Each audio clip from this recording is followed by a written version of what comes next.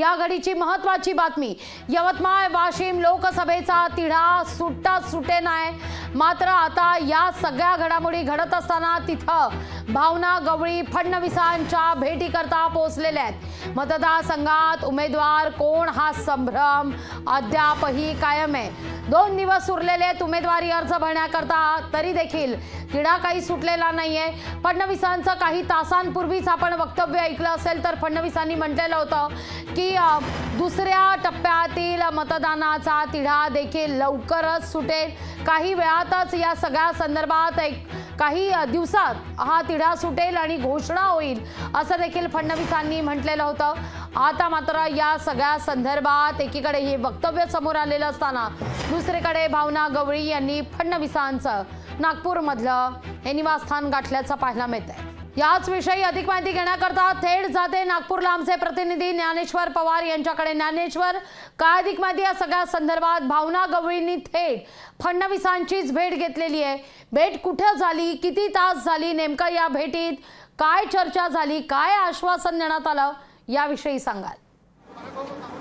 नक्कीच 8:20 ते 25 दरम्यान भावना गवळी जे आहेत ते नागपूर येथील उपमुख्यमंत्री देवेंद्र फडणवीस यांच्या निवासस्थानी या ठिकाणी दाखल झाल्या। जवळपास अर्ध्या तासाहून अधिक वेळ ही चर्चा घडली। जातानाच भावना गवळी हे माध्यमांना सांगून गेल्या की मी भेट झाल्यानंतर बाहेर आल्यावर माध्यमांना प्रतिक्रिया देणार। मात्र बाहेर पडतेवेळी भावना गवळी यांनी माध्यमांसमोर बोलणं एकंदरीत टाळलेलं आहे। एकूण जर पाहिलं तर काही दिवसच यवतमाळ आणि वाशिम या लोकसभा मतदारसंघामधील उमेदवारी अर्ज दाखल करण्याकरता काही दिवस शिल्लक राहिलेला आहे। मात्र अद्यापही त्या ठिकाणचा माहितीचा उमेदवार कोण हा तिढा अजूनही कायम आहे आणि भावना गवळी त्या ठिकाणच्या 5 वेळा खासदार राहिल्या आहे। मात्र 6व्यांदा त्यांना उमेदवारी मिळणार की नाही मिळणार याबद्दल अद्यापही संभ्रम आहे। कुठेतरी त्या ठिकाणी मतदारामध्ये माहितीचा जो सर्वे झाला त्या सर्वेमध्ये भाजपा गवळी यांच्या विरुद्ध मतदाराचा कुठेतरी कोल आहे। त्यामुळे संजय राठोड यांना उमेदवारी देण्यात यावी अशी देखील एका बाजूला चर्चा आहे।